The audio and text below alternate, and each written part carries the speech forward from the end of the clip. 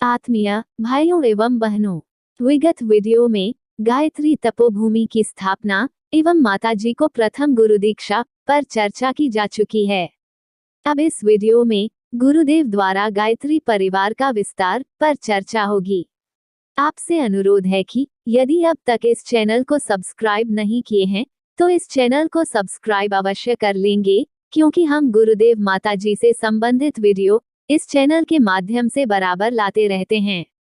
परम पूज्य गुरुदेव पंडित श्री राम शर्मा आचार्य श्री ने विशेष समय पर विशेष प्रयोग दैवी सत्ता के निर्देशन पर किए। सूरज का प्राण यानी सविता शक्ति को आत्मसात कर महान उद्देश्य की पूर्ति के लिए सन 1957 गायत्री जयंती से अपने मार्गदर्शन में लगभग 1 लाख व्रतधारी धर्मसेवकों को राष्ट्र निर्माण में जुटाया। इन्होंने गायत्री उपासना में रत रहकर 52 दिनों का उपवास, ब्रह्मचर्य, भूमि शयन आदि कठोर साधनाएं भी की।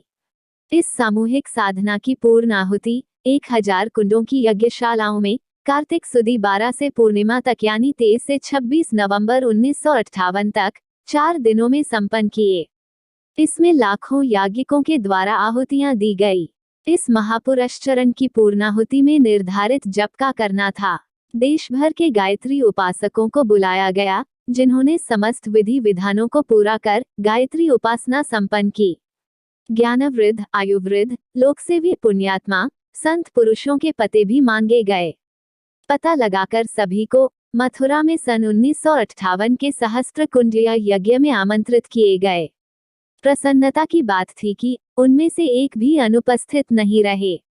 5 दिनों तक निवास, भोजन, यज्ञ आदि का निःशुल्क प्रबंध, विशाल यज्ञशाला, प्रवचन, मंत्र, रोशनी, पानी, सफाई आदि का सुनियोजित प्रबंध था। मथुरा वृंदावन मार्ग पर 7 मील के घेरे में 7 नगर बसाए गए। सारा कार्य निर्विघ्न पूरा हुआ। लाखों का खर्च हुआ, पर उसकी पूर्ति बिना किसी के आगे पल्ला पसारे ही होती रही। परम पूज्य गुरुदेव पंडित श्री राम शर्मा आचार्य श्री की रहस्यमयी विशेषताएं ऐसी थी, जिनके संबंध में सही बात कदाचित ही किसी को मालूम हो। 1 लाख नैष्ठिक गायत्री उपासक देश के कोने कोने में से आमंत्रित किए गए। वे सभी ऐसे थे जिन्होंने धर्मतंत्र से लोक शिक्षण का काम हाथों हाथ संभाल लिया और इतना बड़ा हो गया जिसने कि भारत के समस्त धार्मिक संगठन मिलाकर भी पूरे नहीं होते। इन व्यक्तियों से पूज्य गुरुदेव का भौतिक परिचय बिल्कुल न था, पर उन सब के पास निमंत्रण पत्र पहुंचे और वे अपना मार्ग खर्च करके भागते भागते चले आए। यह एक पहेली है जिसका समाधान ढूंढ पाना कठिन है। दर्शकों की संख्या मिलाकर 10 लाख तक प्रतिदिन पहुंचती रही। इन्हें 7 मील के घेरे में ठहराया गया था। किसी को भूखा नहीं जाने दिया गया। किसी से भोजन का मूल्य नहीं मांगा गया। खाद्य सामग्री मुट्ठी भर थी, इतनी जो एक बार में 20,000 के लिए भी पर्याप्त न होती, पर भंडार अक्षय हो गया। 5 दिनों के आयोजन में प्राय 5 लाख से अधिक खा गए। पीछे खाद्य सामग्री बच गई, जो उपयुक्त व्यक्तियों को बिना मूल्य बांटी गई।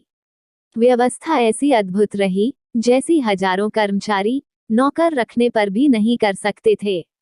इतना विशाल यज्ञ महाभारत के उपरांत दूसरा नहीं हुआ।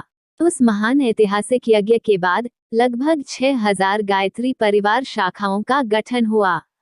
इसे पूज्य गुरुदेव के अध्यात्म जगत के सूक्ष्म पुरुषार्थ का स्थूल प्रतिफल कहा जा सकता है। संगठन का आधिकारिक भार वंदनीय माताजी पर ही था। सन 1959 में पत्रिका के संपादन का कार्य माताजी को सौंपकर सन 1961 तक के लिए परम पूज्य गुरुदेव हिमालय चले गए, जहां गुरु सत्ता से मार्गदर्शन लेना था। हिमालय से लौटते ही परम पूज्य गुरुदेव ने महत्वपूर्ण निधि के रूप में 4 वेद, 18 पुराण, 108 उपनिषद, योग वाशिष्ठ, 20 स्मृतियां, 6 दर्शन एवं 24 गीताओं सहित अनेक आर्ष ग्रंथों के जन सुलभ अनुवाद संपन्न किए।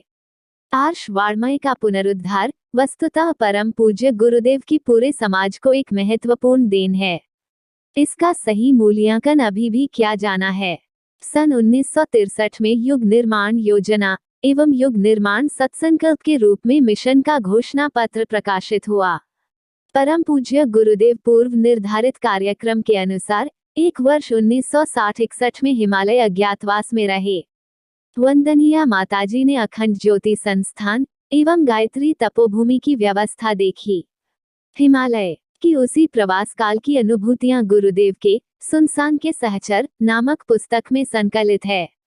इस यात्रा से लौटने पर ही पूज्य गुरुदेव ने हिमालय तथा अपनी गुरु सत्ता से अपने संबंधों के बारे में बतलाना प्रारंभ किया। युग निर्माण योजना की घोषणा तथा युग निर्माण सत्संकल्प का प्रकटीकरण भी इसी क्रम में किया गया। उसी समय उन्होंने वह घोषणा भी कर दी थी कि वे मात्र 10 वर्ष के लिए आए हैं। इसके बाद सन 1971 में अनिश्चित काल के लिए हिमालय चले जाएंगे, मथुरा छोड़ देंगे। भाइयों बहनों, गायत्री परिवार एवं गुरुदेव माताजी से संबंधित जानकारी छोटे छोटे वीडियो के माध्यम से देने का प्रयास इस चैनल के माध्यम से किया जा रहा है। इसमें आपका भी सहयोग, वीडियो को अंत तक देखा जाए, चैनल को सब्सक्राइब कर लाइक, कमेंट एवं शेयर भी किया जाए अपेक्षित है। अंत तक वीडियो देखने के लिए आपको बहुत बहुत धन्यवाद।